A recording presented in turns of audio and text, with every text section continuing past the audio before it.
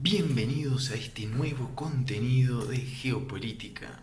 Hoy un tema que hace muchísimo tiempo que quería hablar, ¿sí? Es un tema que ya lo venía trabajando y estudiando y hoy por fin lo puedo plasmar en este video corto, pero dará una idea de la importancia, ¿sí? Hoy vamos a hablar del imperialismo jurídico estadounidense. Yo creo que hoy una de las armas más poderosas que tiene Estados Unidos a nivel geopolítico, ¿sí? La palabra imperialismo no es una de mis preferidas porque por ahí remonta a un vocabulario muy de los años 70, pero ahora cuando lo explique vamos a ver que es difícil poder utilizar otra palabra. Es más, lo vamos a ver, hay analistas franceses que también utilizan esta palabra y son analistas que son, uno podría decir, más de tendencia de centro derecha y también para referir a lo que está sucediendo a nivel del derecho americano o norteamericano estadounidense es un verdadero imperialismo. Si quisiéramos tal vez darle un título a este video un poquito más formal, tendríamos que hablar de la geopolítica de la extraterritorialidad del derecho estadounidense. ¿Sí? Vamos a hablar de todo esto. Pero para empezar entonces a sumergirnos en este tema, lo primero que tenemos que decir es que los Estados Unidos han comprendido a la perfección, diría yo, y con bastante anticipación respecto a la mayor parte del resto del mundo. Tal vez esto se remonte a la crisis de los misiles en Cuba, no sé si se acuerdan, ¿sí? Ahí en los años 60, cuando Estados Unidos había descubierto que la Unión Soviética estaba armando todo un sistema de lanzamientos de misiles y el mundo estuvo al borde de la Tercera Guerra Mundial, posiblemente frente al borde de la destrucción del planeta, ¿sí? Yo creo que ese fue como un momento bisagra para los Estados Unidos, para entender que los enfrentamientos militares entre potencias, ¿sí?, en el mundo ya no eran posibles, ¿sí?, debido justamente a esta proliferación nuclear que tienen las potencias, y esto so pena de destruir completamente el planeta, ¿sí? Basta recordar lo que vivimos hoy en el mundo, que es esta pulseada entre China y Estados Unidos para confirmar que los enfrentamientos de ahora en más entre los amos del mundo son guerras comerciales o guerras jurídicas. Entonces, aprovechando, yo diría, su estatus de superpotencia, ¿sí?, que data desde mediados del siglo pasado, en este siglo XXI los Estados Unidos se han convertido en unas especies de gendarmes económicos del planeta gracias a un arma, ¿sí?, de lo más silenciosa, un arma que no es muy mencionada en los medios tradicionales de política internacional o de geopolítica, pero un arma silenciosa, pero de lo más efectiva, lo que algunos, como dijimos, llaman el imperialismo jurídico, o, como lo volvemos a repetir de manera más diplomática, una creciente, ¿sí?, una exponencial, un expansionismo de la extraterritorialidad del derecho americano. Bien, vamos a explicar de qué se trata eso, porque si no, una introducción que dura tanto y aún no se entiende bien de qué estoy hablando.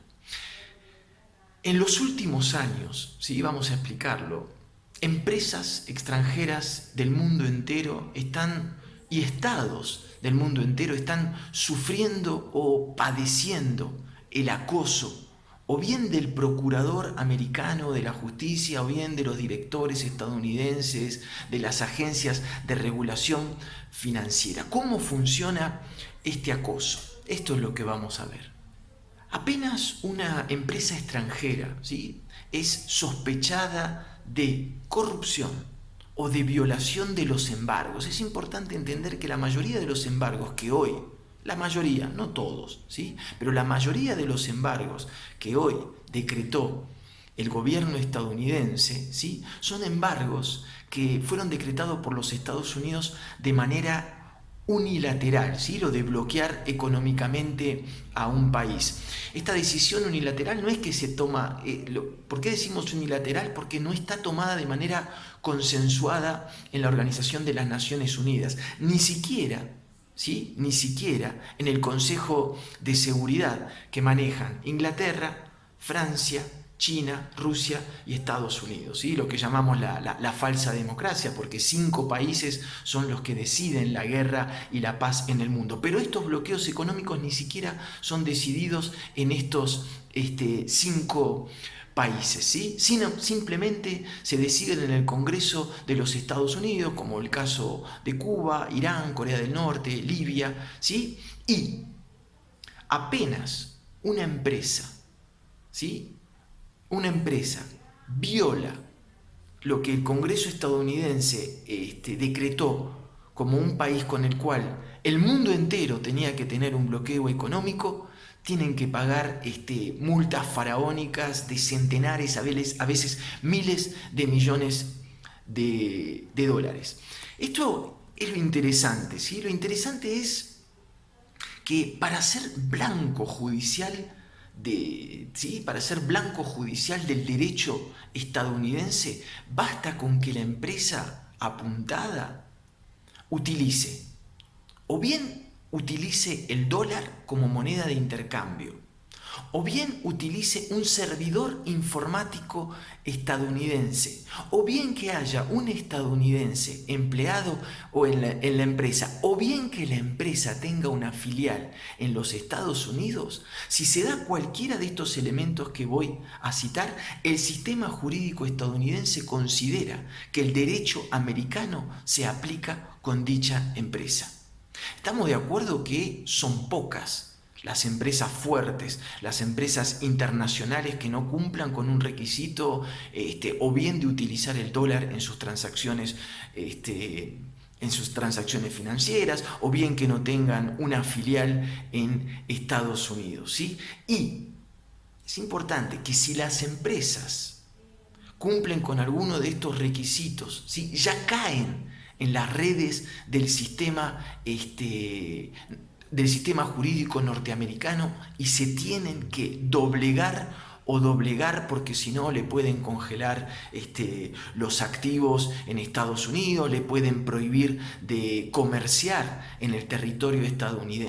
O sea, lo que estamos diciendo, ¿sí?, para que se entienda, que basta con que el sistema jurídico estadounidense, ¿sí?, es como que el sistema jurídico estadounidense está poniendo las reglas comerciales que le plazcan, y todas las empresas importantes, ¿sí?, de alguna manera se tienen que postrar ante lo que el sistema jurídico estadounidense está aprovechando ese estatus, ¿sí?, de superpotencia. Está aprovechando su estatus de superpotencia, ¿sí?, porque ninguna empresa internacional se puede dar el lujo de no trabajar económicamente con los Estados Unidos o ser blanco de una persecución financiera por parte de Estados Unidos para poner absolutamente las reglas que quiere. O sea, o seguís el derecho estadounidense o estás condenada al aislamiento económico en el mundo, ¿sí? ¿Cuáles son las consecuencias geopolíticas de esta estrategia estadounidense, ¿sí? Entonces, lo que muchos analistas se preguntan, ¿sí?, es que frente a este totalitarismo jurídico o totalitarismo económico, nos podemos preguntar, ¿estamos realmente ingresando en el mundo pluripolar como la mayoría de los geopolitólogos y quien les habla, ¿sí?, lo vienen afirmando? O bien en silencio, ¿sí?, de manera subrepticia, los Estados Unidos no habrán hecho más que afianzar justamente esta subrepticia, esta escondida unipolaridad jurídica, ¿sí? Hoy en día mucho más letal esta unipolaridad jurídica y efectiva que esta pseudo llamada pluripolaridad militar, ¿sí?, que hasta la pluripolaridad militar la podríamos discutir teniendo en cuenta que Estados Unidos a él solo concentra casi el 50% de los presupuestos militares del planeta. Pero bueno, no es el tema hoy la geopolítica militar, lo pueden ver en otro video que subí. Pero en este principio es importante entender que en este principio de siglo XXI, esta arma, ¿sí?, que poco a poco está saliendo a la luz, por eso van a ver que hay poco material sobre este tema, el derecho se ha vuelto el arma más poderosa de las nuevas guerras económicas que están reemplazando, es importante entender esto, que están reemplazando las guerras tradicionales, ¿sí? En ese sentido, las empresas europeas, ¿sí?, y esto es importante entender, las empresas europeas que supuestamente son las aliadas de Estados Unidos, ¿sí? Y cabe aclarar, y esto es importantísimo que lo entiendas, este imperialismo jurídico no comenzó con Donald Trump, no empieza con Donald Trump, empieza mucho antes, después lo vamos a ver, ¿sí? Pero las empresas europeas han sido una de las víctimas como más asiduas, ¿sí?, de esta llamada extraterritorialidad del derecho estadounidense. Pierre Lelouch, ¿sí?, que es un exsecretario de Comercio Exterior del Ministerio de Economía en Francia, ¿sí?, es un exsecretario, es el coautor de un informe que se presentó en el 2016 a la Asamblea Nacional Francesa respecto justamente a las consecuencias de la extraterritorialidad del derecho americano. Y en este informe, ¿sí?, y resalto que Pierre Lelouch es un investigador y es un político de centro derecha, ¿sí?, en dicho informe advierte que la extraterritorial, ¿sí?, que Estados Unidos está construyendo, cito ahora lo que dice el informe, un muro de legislaciones americanas extremadamente grueso, ¿sí?, con intenciones muy precisas. Sigo citando: utilizar con fines de imperialismo económico y político con el objetivo de obtener ventajas económicas y estratégicas. Y lo dice un político de centro derecha. Y todo esto que hace Estados Unidos siempre es invocando las mejores intenciones del mundo, lo que los estadounidenses llaman el benevolent power, ¿sí?, es decir, el poder benevolente. Y quiero hacer una aclaración. Acá yo no estoy diciendo que Estados Unidos son los malos y todo, ¿sí? Estados Unidos es una potencia y hace lo que cualquier potencia, llámese China, Rusia, la Unión Europea, haría, que es tratar, ¿sí?, de expandirse. Tal vez China sea una excepción porque tal vez sea el único imperio que no tuvo por lo menos una expansión geográfica, pero el expansionismo económico de China, ¿sí?, es tan agresivo como el expansionismo económico estadounidense, ¿sí? Se trata simplemente de la naturaleza humana, ¿sí?, que cuando está en la cima del poder busca machacar a los de abajo. Y esto, llámese Estados Unidos, como dije, llámese China, llámese Brasil en América Latina, llámese Argentina, cuando le tocó hacer lo mismo con el Paraguay, ¿sí? Es la naturaleza del hombre. Pero hoy en día esta naturaleza, ¿sí?, estamos hablando porque hoy en día la superpotencia es Estados Unidos. Podríamos estar hablando de Roma antiguamente o de Persia, ¿sí?, o el imperio persa, perdón, pero estamos hablando de la naturaleza del hombre, ¿sí? No es una crítica anti-estadounidense, sería como una crítica, digamos, más profunda, más que tiene que ver con la esencia del ser, que es esta esencia la que hay que transformar. Bueno, hecho este paréntesis, volvemos entonces a este imperialismo jurídico. Entonces, ¿cómo explican los expertos, los analistas, ¿sí?, que se llegó a esta situación en donde Estados Unidos, a nivel de derecho estadounidense y de expansionismo de este derecho, hace absolutamente lo que quiere? ¿Cómo llegamos a esta situación? Podemos nombrar, yo diría, principalmente dos razones. Una creatividad, ¿sí?, la creatividad, esta máquina de fabricar un expansionismo global por parte del sistema jurídico internacional americano, ¿sí? Si se le puede hacer un cumplido al sistema jurídico norteamericano, es que tiene una creatividad asombrosa que no para de aumentar en los últimos años. Cada vez son más las áreas para las cuales el Capitolio sanciona leyes de aplicación universal.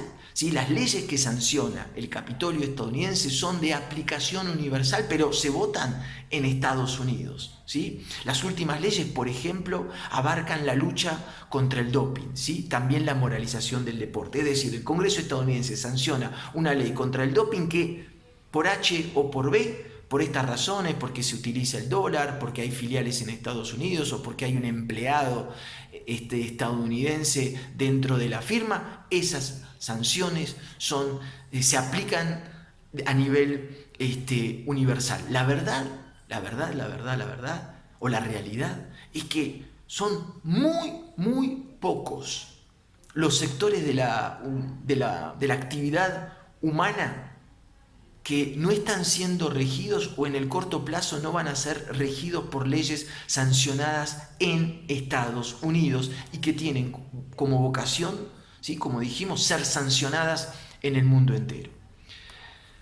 La segunda razón, ¿sí? La segunda razón que explica este fenómeno de imperialismo jurídico que estamos viviendo es que es muy poca la concientización mundial que hay del problema. Y encima que hay una poca concientización mundial, hay como una especie de parálisis que padece la comunidad internacional para poder enfrentar este imperialismo jurídico. En el caso de Europa, ¿sí? Este experto que es Pierre Lelouch, que hizo este informe a la Asamblea Francesa en el 2016, señala que es alarmante la escuchen esto, total sumisión y capitulación por parte de los gobiernos europeos frente a esta especie de topadora o de apisonadora que representa la expansión de la extraterritorialidad del derecho americano. Vamos a dar un ejemplo.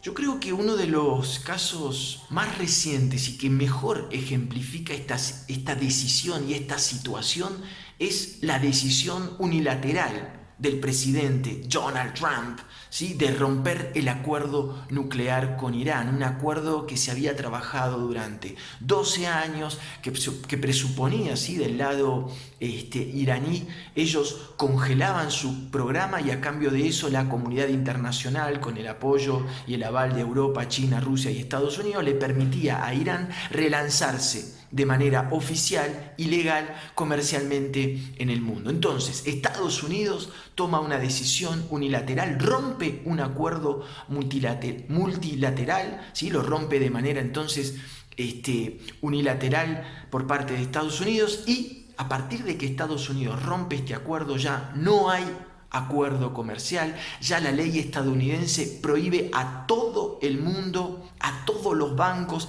a todas las empresas, cualquiera sea su nacionalidad, de trabajar con Irán, ¿sí? Y quiero tomar el ejemplo de Francia. Estamos hablando de Francia, ¿sí? Uno de los 10 países más poderosos del mundo, uno de los pocos países que tiene oficialmente la bomba nuclear. Este país, cuando se firma el acuerdo nuclear con Irán, pone todas sus fichas en Irán, hace numerosas inversiones, hace numerosos acuerdos, ¿sí? Con Irán y empresas como Peugeot, ¿sí? No estamos hablando del mecánico que trabaja a la vuelta de mi casa, estamos hablando de Peugeot, ¿sí? Bajo amenaza de sanción estadounidense, tuvo que hacer marcha atrás con todos los proyectos que había de instalar fábricas y de vender autos. En Irán tuvo que dar marcha atrás con todo lo planificado, lo que implicó pérdidas millonarias, ¿sí? Estamos hablando de Peugeot de Francia, potencia mundial que rechazó sistemáticamente la pulseada con su par estadounidense, ¿sí? Peugeot no se puso ni ir a la corte estadounidense, ¿sí? Calladito la boca, agarró sus valijas, perdió millones y millones de dólares y como Estados Unidos sancionó, ¿sí? Y dijo nadie puede comercialmente trabajar con Irán, ¿sí? Peugeot tuvo que hacer sus valijitas y de vuelta para la casa. Y si le pasa esto a empresas como Peugeot, ¿sí? ¿Qué le queda al resto de los países? ¿Qué le queda al resto de las empresas, ¿sí? ¿No? Por eso uno está hablando de que es muy difícil seguir hablando de que los países, frente a este expansionismo jurídico, sigan siendo soberanos en materia de política extranjera. Si ahora tenemos que hablar de los antecedentes, ¿sí? Si hay que remontarse a los primeros antecedentes de esta extraterritorialidad del derecho americano, podemos citar en 1986, ¿sí? Un primer antecedente es cuando el presidente Ronald Reagan anuncia el bloqueo, me encanta pronunciar así los nombres, ¿sí? Anuncia el bloqueo de los bienes libios, ¿sí? De Libia, o sea, en Estados Unidos. Pero sin dudas el gran antecedente que hay que nombrar es la ley Helms-Burton, ¿sí? Promulgada en 1996, que contempla la internacionalización del bloqueo a Cuba. Eso es uno de los mayores antecedentes de la extraterritorialidad o de este imperialismo jurídico estadounidense, ¿sí? Que es la negativa de créditos y ayudas financieras a países y organizaciones que favorezcan o promuevan la cooperación con Cuba, ¿sí? Con esta ley, Estados Unidos dificultó muchísimo la inversión extranjera en la isla y es para la mayoría de los analistas el gran antecedentes, el primer gran llamado de atención que habría tenido que tener la comunidad internacional frente a este expansionismo jurídico. Será la semilla que debería empezar, que debería haber alertado a la comunidad internacional. Finalmente, sí, cabe una pequeña aclaración, tal vez sea lo menos importante del video, pero acá no es que uno esté tomando partido y que diga, uy, pobre Peugeot, pobre las empresas multinacionales, pobre la comunidad europea, ni de casualidad uno está diciendo eso. Uno sabe perfectamente que sí, uno no va a decir, por Estados Unidos, no los deja trabajar, no los deja hacer su dinerito, su lanita, como dicen en México. ¿Sí? Uno conoce perfectamente las reglas del sistema financiero internacional, ¿sí? Y los lobos, Estados Unidos, China, Rusia, la Unión Europea, se devoran entre ellos, ¿sí? Pero es un llamado a una reflexión, ¿sí? Para este nuevo imperialismo, o no tan nuevo, pero que recién ahora está saliendo a la luz y que no es tan evidente. Bien, espero que este video, esta breve explicación que pueden profundizar en internet sin ningún problema, les haya